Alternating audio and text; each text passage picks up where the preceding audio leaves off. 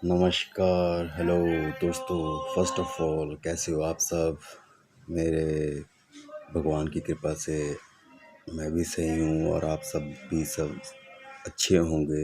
सब परिवार सब अच्छे होंगे, बस यही प्रार्थना चाहता हूँ। मैं आज बात करना चाहता था। मैं बहुत टाइम पहले से लिखता था पहले, ये परिभाषा क्या है, कविता क्या है, उदाहरण उसके क्या है, बहुत कुछ ऐसी बहुत चीज़ें थी।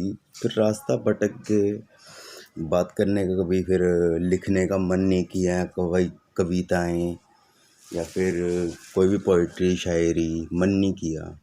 रास्ता भटक गए थे, गलत दिशा पे चल पड़े थे। जैसे आजकल लोग बच्चे चल रहे हैं, यूथ वैसे चलने लग गया था मैं भी। बट लेकिन 8 महीने से मैं वो सब त्याग कर सिर्फ भगवान के नाम का जाप करता हूँ और प्रभु के ही बस सहारे पे ज़िंदगी चल रही है। माता पिता तो है नहीं हमारे, तो बस उन्हीं का सहारा है, प्रभु का। श्री राम हनुमान सीताराम, उन्हीं का ही बस नाम लेकर चलते हैं। तो आज मैं बात करने वाला हूँ कविता क्या है और इसकी परिभाषा क्या है। मानव जीवन की विभिन्न क्रियाएं काव्य माध्यम से व्यक्त होती हैं सॉरी। इसलिए काव्य मानव जीवन की व्याख्या कहा जाता है। कविता का क्षेत्र विशाल है, इससे प्रत्यक्ष और परोक्ष दोनों प्रकार के जगत समा जाते हैं। इसे किसी परिभाषा में बांधना असंभव नहीं तो जटिल काम अवश्य है। विभिन्न भारतीय और पाश्चात्य लेखकों ने काव्य के संबंध में अपने विचार व्यक्त किए हैं, परंतु वास्तव में वे अपने उद्देश्य में सफल नहीं हो सके। परिभाषा जयदेव। वर्णवाणी जो दोष वर्णवाणी जो गलत बोलते हैं उसका दोष सहित दो अलंकार और रसों से भरपूर और काव्य कहलाता है। आनंद वर्धन जी का कहना है, उन्होंने ध्वनि को काव्य की आत्मा माना है।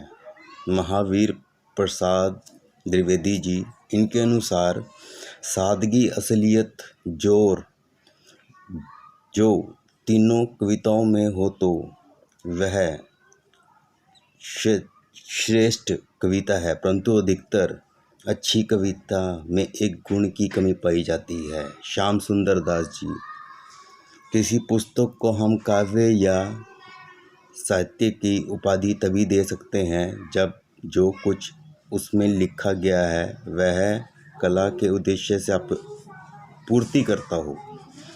यही चीज़ें थी जो मैं पहले बहुत लिखी हैं। मैंने बहुत टाइम बाद आज मेरे कहते हैं अलमीरा में से निकली। तो कविता के दो पक्ष होते हैं, एक भाव पक्ष और एक कला पक्ष। भाव पक्ष, इसमें कवि अपने भावों को वर्णन करता है। साहित्य में इस पक्ष को अधिक महत्व दिया जाता है। महत्व ही समाज के हृदय का कवि के हृदय से संबंध जोड़ता है। भाव पक्ष की सुंदरता किसी काव्य के सुंदर देने की कसौटी है। किसी को अच्छा रूप, किसी को अच्छी ज़िंदगी देने की वो बात कर रहे हैं। कला पक्ष। कला पक्ष में कवि बात कहने का ढंग आता है। अलंकार, हृदय, गुण, ध्वनि, भाषा, ये सभी कला पक्ष के अंग हैं। जब भाव पक्ष पर कला पक्ष हावी हो जाता है तो काव्य के अनुकूल होनी चाहिए। सूरदास, तुलसीदास जैसे सूरदास जी और तुलसीदास आदि काव्य में शब्द ऐसे जुड़े हैं जहाँ जो ऐसे शब्द जुड़े हैं जो आभूषणों के तरह हमारी ज़िंदगी में हैं। कविता के तत्व कौन कौन से होते हैं? मुख्य 4 तत्व होते हैं।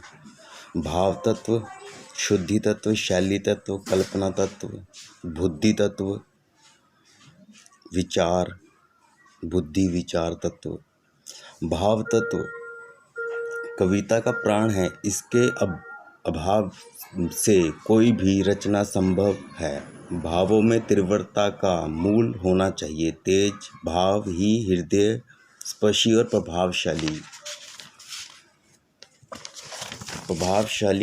होती है। और इस संसार में रहने वालों की रुचि में भी विभिन्नताएं हैं। किसी को एक भाव प्रभावित करता है, किसी को दूसरा। जैसे आजकल हो रहा है, जो आजकल की युवा पीढ़ी में हो रहा है, एक दूसरे को देखकर आजकल लोग ज़्यादातर यूट्यूब इंटरनेट पर लगे रहते हैं। कुछ लोग बहुत कुछ करते हैं, अच्छा भी करते हैं, कुछ लोग बुरा भी करते हैं इस चीज़ का प्रयोग। तो बुरा प्रयोग मत करो। किसी को दूसरा जो वित्रता का उपासक है, उसकी रुचि वीर रस के प्रति अधिक होगी। जो प्रेम और सौंदर्य का पुजारी है, वह श्रृंगार रस का प्रसंग करेगा। बुद्धि तत्व, इसका होना अनिवार्य है, क्योंकि बुद्धि के द्वारा लेखक भाव सामग्री का चयन करता है। जैसे लगाम के द्वारा घोड़े को अनुशासन में रखा जाता है, उसी प्रकार बुद्धि भावों को प्रभाव नियंत्रित करती है। इसीलिए साहित्य में विचारों की स्वस्थ अभिव्यक्ति उसे अमर बनाती है। बुद्धि तत्व के द्वारा कवि अपनी रचना को ठीक आकार से प्रदान करता है। मतलब अगर इंसान की बुद्धि, उसका दिमाग अगर सही है, अगर सही रास्ते पर चल रहा है, तो उसे किसी और को ऐसी चीज़ बताने की जरूरत नहीं पड़ेगी। सिंपल ऑफ दैट, वो लाइफ को अगर सही तरीके से सोचे और भगवान के मार्गदर्शन का मतलब साथ ले, तो बहुत कुछ प्राप्त कर सकता है। शैली तत्व आता है। एक शब्द अनिवार्य है। तत्व शैली भाषा को आकर्षक बना प्रस्तुत करती है। इससे अभिप्राय काव्य में अलंकार, रीति और गुण के उत्कृष्ट प्रयोग से है। सरलता, स्पष्टता आदि शैली के अनेक गुण हैं। अलंकारों का प्रयोग कविता को प्रभावशाली बनाता है। उपमा, रूपक आदि अलंकारों भाषा में चमत्कार उत्पन्न करता है। कल्पना तत्व, कविता में कल्पना का विशेष स्थान है। कल्पना, जैसे हम सोचते हैं, वो कल्पना हुई। कल्पना भावों को पुष्ट करती है, और जो हम सोचते हैं वो भाव हुआ। कल्पना भाव हम अपने मन में सोच रहे हैं, कल्पना भाव जो हम सोच रहे हैं वैसा हम कर भी लेते हैं। करने वाले इंसान करते हैं, नहीं करने वाले सोच समझ कर करते हैं। वही है, बुद्धि का भी इसमें आपको तत्व बता दिया, शैली तत्व भी बता दिया, और कल्पना तत्व तो कल्पना को पुष्टि करता है। विचारों को अपने रंग में रंग कर आकर्षक बनाती है। जैसे किसी चित्र की रेखाओं में रंगों की शोभा उसे आकर्षक बनाती है, उसी प्रकार कल्पना के द्वारा लेखक अपने भावों को आकर्षक प्रदान करता है। जिस प्रकार शक्ति के लिए ध्यान आवश्यक है, उसी प्रकार भाव के परिवर्तन के लिए कल्पना ज़रूरी है। इसीलिए मैं लोगों से सिर्फ विनय करना चाहूँगा कि आजकल के जो लोग हैं, जिनके बुद्धि भ्रष्ट हो गई है और कुछ अलग सोचते हैं, तो उनसे एक ही प्रार्थना है कि अपना थोड़ा भाव चेंज कीजिए। तो आज के लिए इतना ही। आपके भाई विशाल हरी जी की ओर से, Vishal Hari. Please subscribe my channel.